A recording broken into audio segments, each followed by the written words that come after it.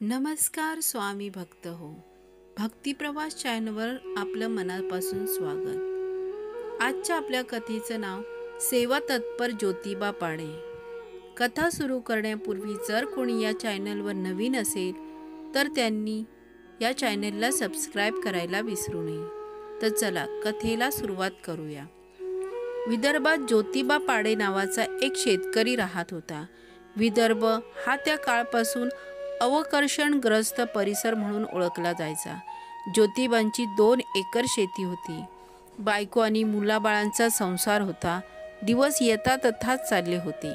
ज्योतिबांच्या कानी अक्कलकोटच्या श्री स्वामी समर्थांची महती आली. त्यानं आपल्या बायकोस विचारलं, आपणही त्या परमात्म्याच्या दर्शनात जाऊया का? बायको ही सुशील होती. तिने जाण्यास होकार देताच ज्योतिबा आपल्या पत्नी आणि मुलांसह अक्कलकोटास आला. अक्कलकोटास आल्यावर स्वामींचा शोध घेत घेत ते खासबागेत येऊन पोचला. जेव्हा ज्योतिबा पत्नी आणि मुलांना घेऊन खासबागेत असलेल्या श्री स्वामी समर्थांच्या दर्शनास गेला तेव्हा त्याला पाहता स्वामी उद्गारले, ज्योती, आत्ता आलास का रे?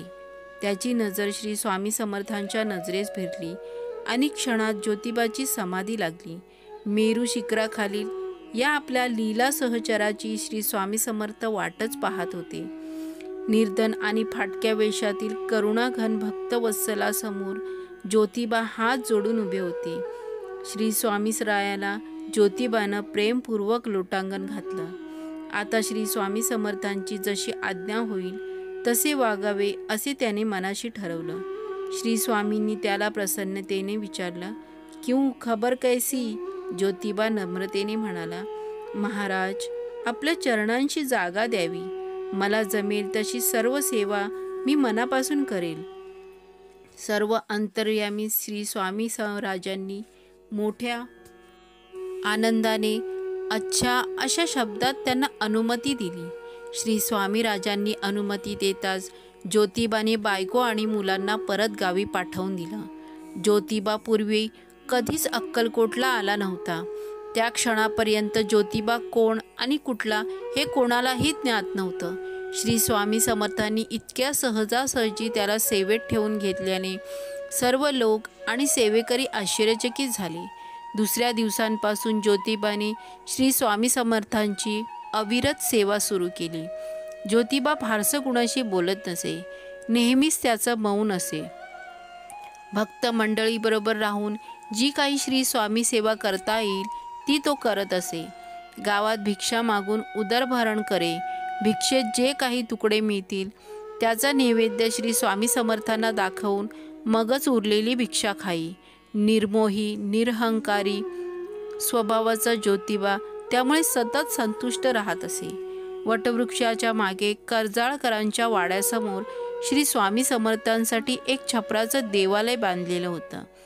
तिथे परशुराम लंगोटीवाले सेवेकरी म्हणून राहून श्री स्वामी समर्थांच्या काष्ठ पादुकांची पूजा करत असे. तिथे ज्योतिबाही त्यांच्याबरोबरच राहू लागले. श्री स्वामी समर्थ नेहमी वडाखाली बसत आणि विश्रांती मात्र देवालयात घेत. वटवृक्षाच्या समोर एक विहीर होती, परंतु त्या विहिरीचं पाणी मचूळ आणि खारं होतं.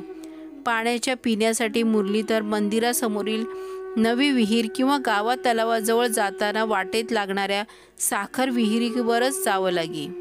एकदा महाराजांनी पिण्यासाठी पाणी मागितलं म्हणून ज्योतिबा डोक्यावर घागर आणि हातात दोरखंड घेऊन साखर विहिरीवर निघाला. श्री स्वामींनी विचारलं, कहाँ जा रहा है? इथेच पिण्याचं पाणी असता तिकडं कुठं चाललास? तिथलं पाणी आणि इथलं पाणी सारखंच आहे. गडबडलेला ज्योतिबा सांगू लागला, स्वामी, या विहिरीचं पाणी मचूळ आहे आणि कोणी वापरतही नाही. महाराज ताडकन उत्तरले, अरे कैसा है रे तू, पागल कही का? खींचो पानी यहाँ का. यह पानी नमकीन नहीं, रुचि का मीठा है, चखो यह. श्री स्वामी समर्थांवर विलक्षण श्रद्धा आणि भक्ती असलेल्या ज्योतिबानं त्याच विहिरीतलं पाणी काढलं आणि चाखून पाहिलं असता ते अत्यंत मधुर लागलं. सर्व साक्षी स्वामींनी असं अमानवीय अतर्क्य घडवून आणलं होतं. श्री स्वामी समर्थ ज्योतिबास विचारू लागले, अरे खारे पाणी गोडे पाणी झाले का? तिकडच्या वापीचं पाणी सारखे आहे ना? तसंच आता या वापीचं झालं आहे. ज्योतिबाकडे श्री स्वामींच्या प्रश्नांचं उत्तर नव्हतं.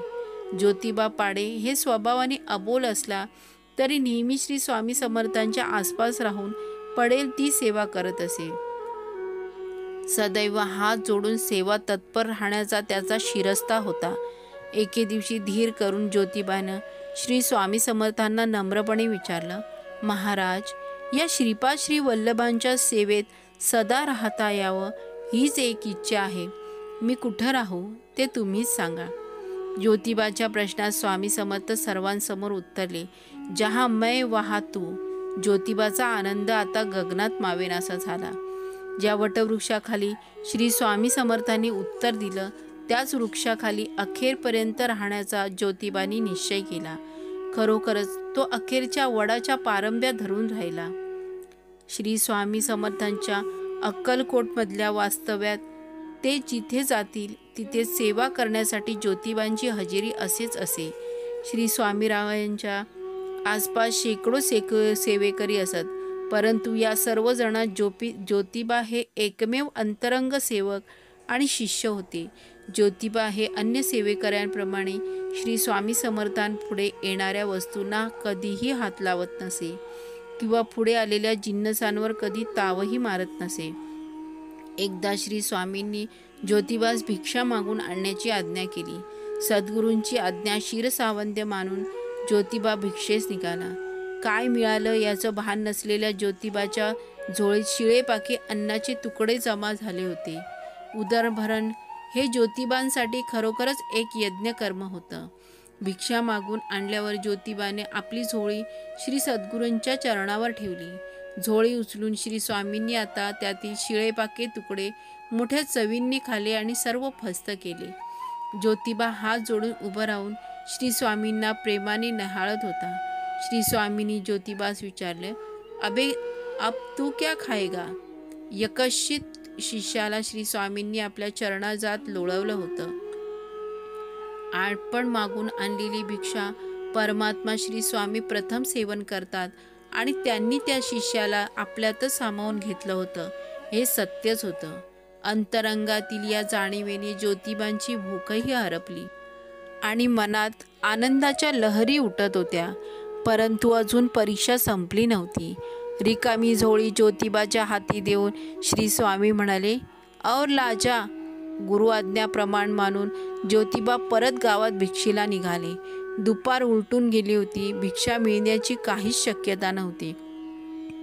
सद्गुरूंवर असीम श्रद्धा असलेल्या ज्योतिबांच्या हे ध्यानीही नव्हतं.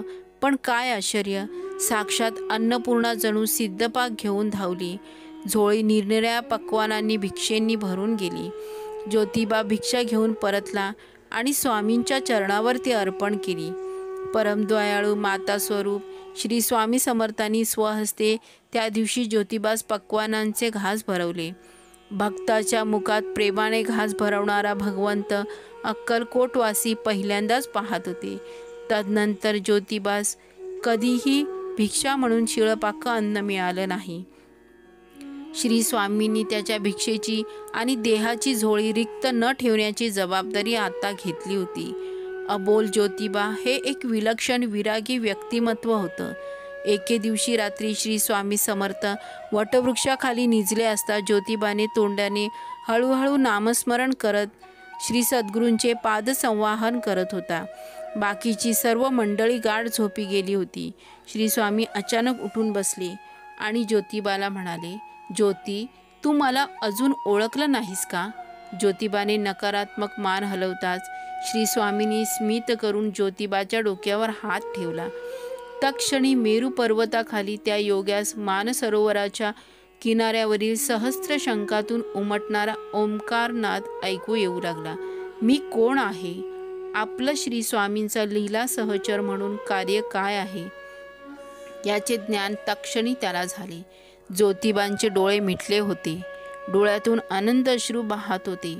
परमात्म्यानं खूण दाखवली होती. आता श्री स्वामी समर्थांच्या मुखातून परमार्थविषयी ज्ञानामृत पाजरू लागले, जे फक्त ज्योतिबांसाठीच होतं. श्री स्वामी हसत ज्योतिबास म्हणाली, खालो हमको तृप्ती. शास्त्र आणि योग यागाधिक कसलेही शिक्षण नसलेल्या आपल्या निस्पृह लीला सहचरास श्री स्वामी समर्थांनी परमपदास पोचवलं. सारं काही आनंद स्वरूप, आनंद स्वरूप. सेवा तत्पर ज्योतिबानं श्री स्वामींची निर्लस केली सेवा. या अंतरंग सेवकाला गुरुदेवांनी स्वहस्ते भरवली मेवा. श्री स्वामी समर्थ.